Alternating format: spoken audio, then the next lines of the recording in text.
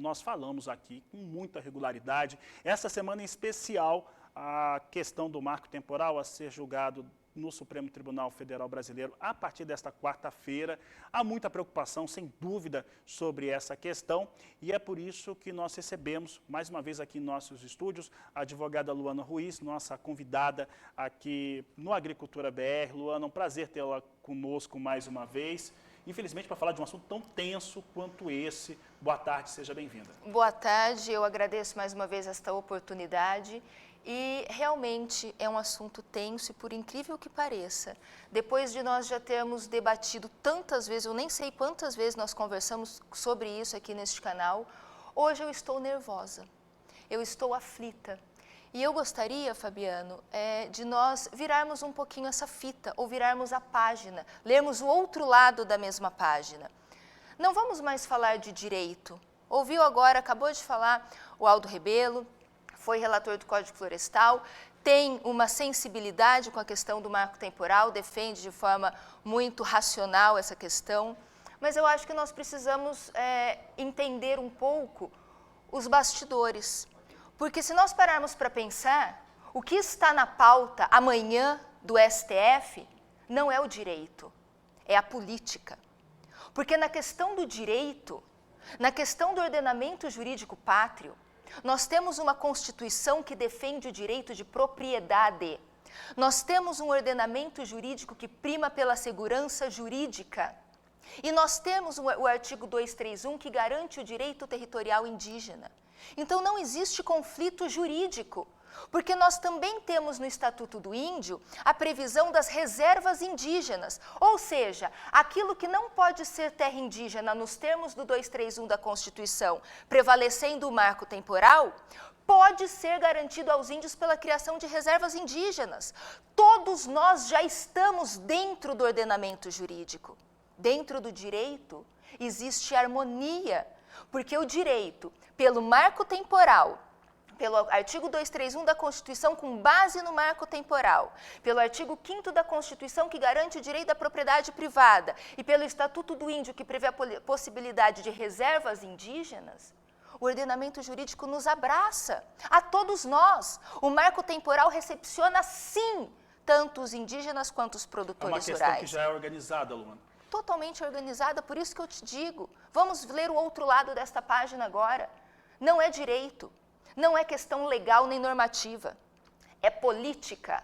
Nós estamos aqui tratando de política e eu vou me reservar o direito de me ater ao voto do ministro Edson Fachin, que havia sido apresentado naquele primeiro julgamento que estava pautado para ser virtual no dia 11 de junho, acabou não ocorrendo, porque eu não sei se ele vai repetir o mesmo voto, eu não sei o voto dos outros ministros, então por uma questão até de segurança da minha parte, porque hoje o Supremo já criou um novo crime, que é o crime de opinião. Então também é preciso nós termos muita atenção no que vamos dizer aqui. Então por uma questão até de segurança da minha pessoa, vou me resguardar e me garantir o direito de falar apenas daquele voto do ministro Edson Fachin, que foi apresentado e que não sabemos se será reapresentado ou se ele vai mudar alguma coisa daquele voto. Mas com todo respeito, o voto é político, o voto não é jurídico. O voto, inclusive os indígenas precisam prestar muita atenção, aqueles que são contra o marco temporal e defendem o indigenato e aplaudem o voto do relator ministro Edson Fachin, estejam atentos. Porque aquele mesmo voto, ele impõe limites à exploração econômica das terras indígenas, como se os indígenas tivessem que viver na produção para mera subsistência, vedando a produção de excedente para comercialização. Ora, índio não pode ganhar dinheiro? O que significa? Como incapazes, né?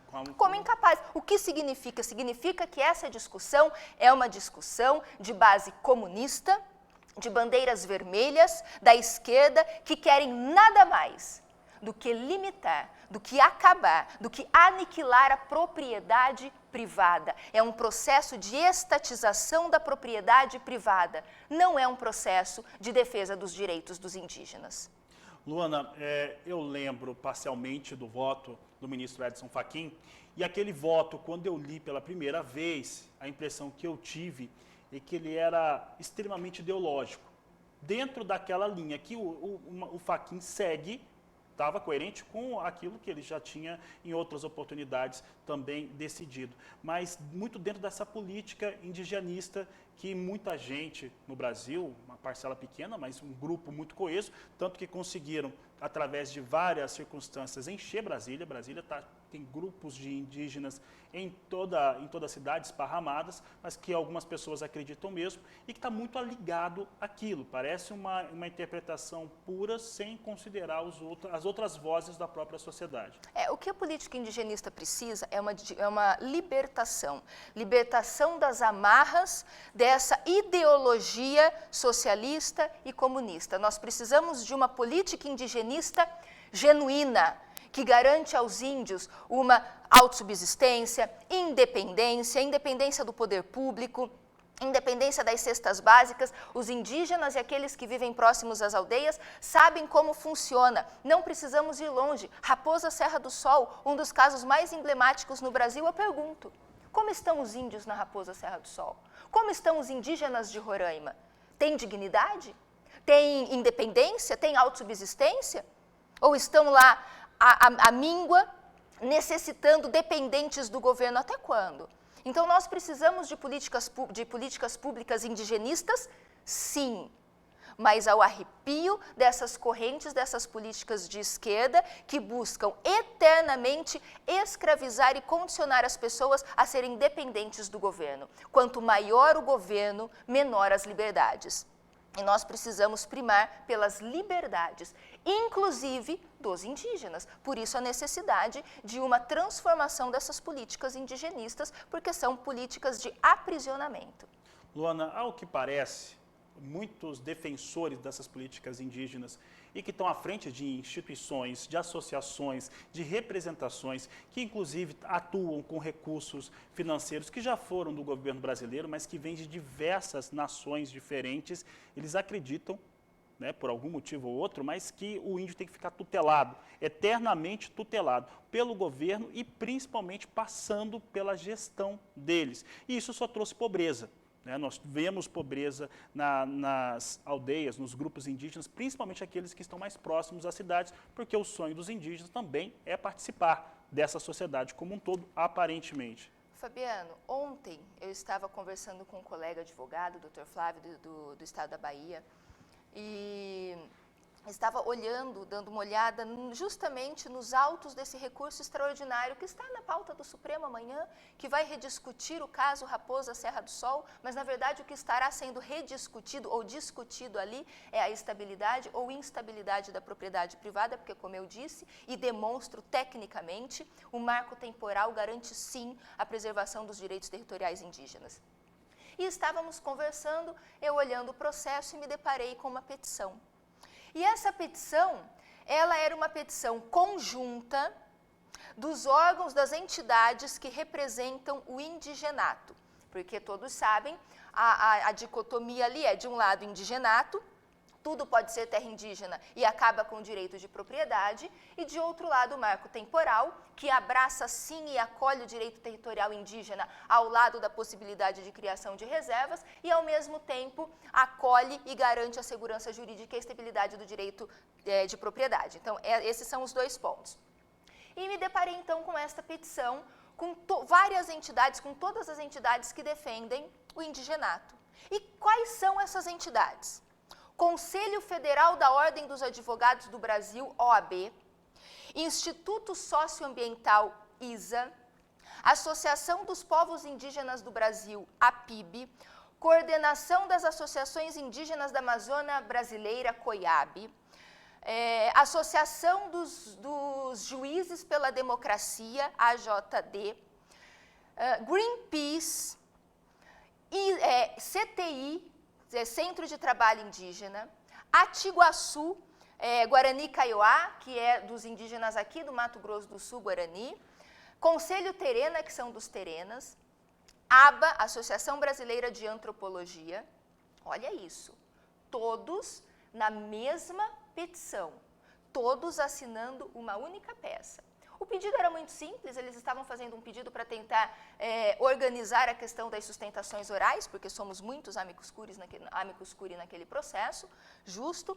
O que me chama atenção são essas entidades subscreverem juntas uma única petição. E eu lhes convido, assistam o documentário Cortina de Fumaça da Brasil Paralelo, para vocês verem quem é a Greenpeace. Acessem o site da Câmara dos Deputados e busquem lá relatório final da CPI da FUNAI, para vocês verem quem é CTI, Centro de Trabalho Indígena. Dá uma gugada na APIB, na COIAB, nessa Associação de Juízes pela Democracia, na Associação Brasileira de Antropologia, ABA, e me digam, tirem as suas próprias conclusões, se essa discussão é jurídica ou se essa discussão é política. Nós estamos em uma discussão político-ideológica. Não vou, como repito mais uma vez, o Supremo criou o crime de opinião. Então vou me guardar o direito de não opinar, mas eu lhes convido para entrar no Google, para acessar o site dessas entidades, para ler o relatório final da CPI da FUNAI e da Câmara dos Deputados e tirem as suas próprias conclusões. O ambiente pantanoso no qual nós estamos, um ambiente de insegurança jurídica, de instabilidade. Por quê? Porque aqueles que eram os responsáveis por garantir, por preservar as nossas liberdades, a democracia e a Constituição Federal, parecem estar submersos no mundo político underground de uma bandeira de esquerda que nos deixa assim, que é o que me traz hoje aqui, aflita, ansiosa e nervosa por conta desse... Quando eu saio hoje nesta nossa conversa, eu saio um pouco da minha zona de conforto, porque para mim é muito fácil, eu venho aqui, falo de marco temporal, proibição de ampliação, artigo 231, eu sou advogada, eu conheço aquilo como a palma da minha mão, porque são conceitos com o qual eu trabalho todos os dias. Mas o que está por trás disso? O que está no pano de fundo da realidade, da base das discussões? E é isso que as pessoas precisam entender. E é nesse ambiente pantanoso que nós estamos. E hoje eu vim aqui para trazer o outro lado da página e me deixa aflita porque o solo é pantanoso. O solo é difícil. Quando a gente fala de marco temporal, proibição de ampliação, direito de propriedade, é muito fácil, é muito rígido, é muito estático. Agora, quando a gente pede a segurança jurídica e quando a gente entra na instabilidade, é isso que nós temos, é essa instabilidade, incerteza, insegurança, e é esse o ambiente que nós estamos hoje. Luana, você falou de estar aflita, e não é só você que está aflita, diversos produtores que estão neste momento bastante aflitos. Eu conversei com alguns deles, entraram em contato diretamente comigo, e eu não vou citar o nome de produtores, aí eu tenho também o direito de preservar a fonte, mas a citação deles, eu vou fazer uma analogia sobre o que eles me contaram. Eles dizem o seguinte, a produção rural brasileira, quando eu falo produção, é o elo dessa cadeia, das cadeias produtivas, quem está no campo, que trabalha direta ou indiretamente com a produção rural no campo. De uma maneira mais aguda ou menos aguda, é apoiador do presidente Jair Bolsonaro. E há vários conflitos entre os poderes hoje em dia. E o conflito deles, ou a aflição deles, é essa posição que começa a ser tomada nesta quarta-feira do marco temporal, ser uma forma também de um afronte político contra esses apoiadores. E essa preocupação, gostaria de perguntar para você se faz sentido e você fica livre de responder ou não. Olha, eu sinto muito que o direito de propriedade esteja na pauta neste momento político tão tensionado entre os poderes, porque existe sim o risco da propriedade privada ser a bala de canhão nesta disputa, neste acirramento de ânimos entre os poderes, porque nós sabemos que a propriedade privada, que a segurança jurídica, que a garantia da propriedade é uma pauta sensível ao governo federal. E tudo aquilo que é sensível ao governo federal, tudo aquilo com o que o governo federal se preocupa, é algo que pode ser utilizado contra ele, não precisamos ir longe, nós vimos o que virou a questão do voto auditável, do voto impresso, o resultado que tivemos justamente por conta desse acirramento político. Outra coisa que é muito importante para nós aprofundarmos um pouco naquele posicionamento do relator ministro Edson Fachin, também não vou fazer juízo de valor, mas também convido os senhores a googarem entrevista do atual ministro Edson Fachin, quando ele relata o seu histórico lá no seu estado de origem e as suas condutas e os seus pensamentos e as suas defesas, as suas teses defensivas na sua época de juventude, de faculdade, de academia, para nós também, para todos poderem também ter uma ideia de com quem estamos dialogando na Suprema Corte. Luana, você até falando, né, a respeito dessa questão, claro que todo mundo tem o seu lastro, os seus parâmetros culturais, mas principalmente para quem está em posições como essa, que decide sobre a vida alheia, precisa ter uma consideração que contemple a sociedade como um todo. E é falando de sociedade como um todo que eu lembro de uma fala que o Aldo falava comigo, o Aldo Rebelo conversava comigo isso antes da entrevista, a respeito da preocupação que ele tem sobre a produção de alimentos no Brasil, de cereais e de proteína principalmente. É claro que hoje em dia você vai ter muita crítica falando a respeito dos valores que estão altos dos alimentos, mas a inflação de alimentos acontece no mundo todo, não é um problema brasileiro. Aí você imagina uma circunstância no qual você tem um cenário como esse e ainda produzindo menos porque quem está em risco não investe, Luana. Exatamente. A questão indígena, ela aflige, inclusive, existe um dado dessa análise de investimento e de produção, de que pós-Raposa Serra do Sol, a estabilidade que o marco temporal trouxe para o campo surtiu um efeito na questão da produção e do investimento e do aumento de produtividade, da busca por tecnologia, porque é necessário, tudo gira em torno da segurança jurídica. E falando em segurança jurídica, os números são gritantes. Não tenho os números aqui de cabeça, mas, mais uma vez, assistam Cortina de Fumaça da Brasil Paralelo, que eles trazem os dados fidedignos, com fontes sérias em relação à questão dos números. É estarrecedora as informações ali em relação à questão dos números. Mas uma coisa importante, voltando agora para a minha zona de conforto, falando do direito, segurança jurídica, falamos muito em segurança jurídica. Quando falamos em segurança jurídica, é importante também falarmos em confiança legítima. O que é a confiança legítima? Porque a segurança jurídica é quando o cidadão sabe o resultado dos seus atos, é algo que estabiliza a relação entre os cidadãos. Mas nós temos também a confiança legítima. A confiança legítima é algo que estabiliza a relação do cidadão com o Estado. Quem me dá uma propriedade, quem me garante a propriedade é o Estado. Eu compro uma propriedade, eu vou lá eu adquiro um veículo em uma concessionária, é um particular que está me vendendo o veículo. Mas o documento que o veículo é meu e que está no meu nome, quem me dá é o Detran, é o poder público. O imóvel é a mesma coisa. Quem eu compro de um particular e quem atesta, quem me dá o documento válido dizendo isto é seu, é o poder público. Quando o poder público me dá aquele pedaço de papel, eu confio no Estado brasileiro, eu confio naquele poder público. Isso é a confiança legítima, é o que estabiliza a minha relação de cidadã brasileira com o Estado brasileiro, com o poder público. E a confiança legítima impõe que o poder público não pode, do dia para a noite, criar ele próprio uma ruptura e acabar com aquilo que ele mesmo fez e no qual eu acreditava, que é a questão da propriedade privada. Não pode o poder público, e aí eu incluo o poder judiciário, que não é um poder eleito, mas é um dos poderes da nação, eu incluo o poder judiciário que não pode simplesmente amanhã decidir pelo indigenato e eu acordo no dia seguinte, no dia 26 de agosto de 2021, com aquele documento que eu confiei no Estado, rasgado e jogado no lixo. Isso é uma ruptura abrupta que fere a confiança do cidadão no poder público no Estado brasileiro. Isso não pode acontecer. E repito, se nós defendermos o marco temporal, nós temos estabilidade, nós temos harmonia e nós temos, sim, a possibilidade de atender os indígenas, como disse Demarca-se as terras indígenas nos termos do marco temporal, o que não está dentro do marco temporal, mas é imprescindível para a reprodução física e cultural, pode ser atendido pelo meio de reservas ou outros mecanismos.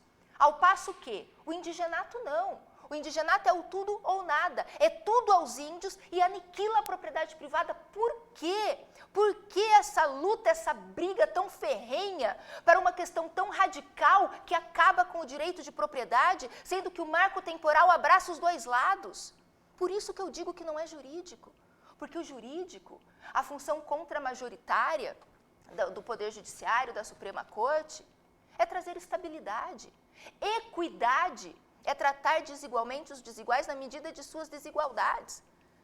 Então, quando existe esse contrassenso de ter que defender com radicalidade uma tese tão radical como é o indigenato, nada me faz acreditar que a discussão é jurídica, porque eu acredito no direito e eu acredito nas instituições e acredito nas soluções dos problemas quando nós estivermos falando de direito. Nós precisamos nos livrar das amarras, das ideologias e das políticas.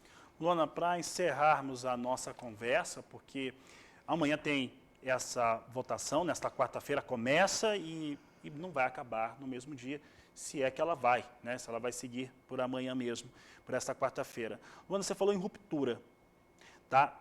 Em algum momento da história do país, que é recente, é um país jovem e com as suas órgãos de representação mais jovem ainda, ocorreu alguma mudança de regra tão abrupta, tão radical como essa que está sendo proposta em relação ao entendimento que é super recente de Raposo Serra do Sol para agora, que vai ser decidido de novo o marco temporal? A mesma situação sendo decidida? Nós falamos muito de Raposa Serra do Sol, mas nós podemos voltar um pouquinho no tempo. Nós podemos voltar lá na súmula 650 do Supremo, do próprio Supremo. O Supremo sumulou uma questão. A súmula 650, ela diz que não são... Primeiro, existe o artigo 20, que estabelece o rol dos bens da União. E ali está terras indígenas. Então, as terras indígenas são bens da União. E depois a súmula 650 diz que não são bens da União os aldeamentos extintos. O que significa? Significa que só são terras indígenas aquelas nas quais os índios estão e das quais nunca saíram. E não o retorno dos indígenas para quaisquer áreas onde um dia eles estiveram. Essa súmula 650 data de quando? Do início do ano 2000. É a súmula 650. Então, nós já tínhamos essas discussões. A questão do indigenato, de que ele faz remissão a um alvará régio do Brasil colônia, se nós observarmos o que diz o alvará régio, os índios são os donos naturais e primeiros habitantes destas terras, e depois nós caímos na Lei de Terra de 1850, nós vamos ver que na Lei de Terras fala sim das terras para os indígenas. Inclusive o artigo 12 desta Lei de Terras diz que das terras devolutas serão reservadas áreas para a alocação dos indígenas. Ora, se das terras devolutas serão reservadas áreas para os indígenas, é porque não é garantido aos índios as áreas nas quais eles estão. Então é preciso fazer uma leitura legal, histórica do nosso ordenamento jurídico com seriedade, com transparência, buscando abraçar os dois lados e não buscando necessariamente excluir um dos polos. Por isso que eu digo que é uma linha que tem essa corrente político-ideológica de acabar com o direito de propriedade, porque nós temos possibilidade de abraçar os dois, mas existe uma insistência quase que irritante, uma desonestidade intelectual tamanha para acabar com o direito de propriedade.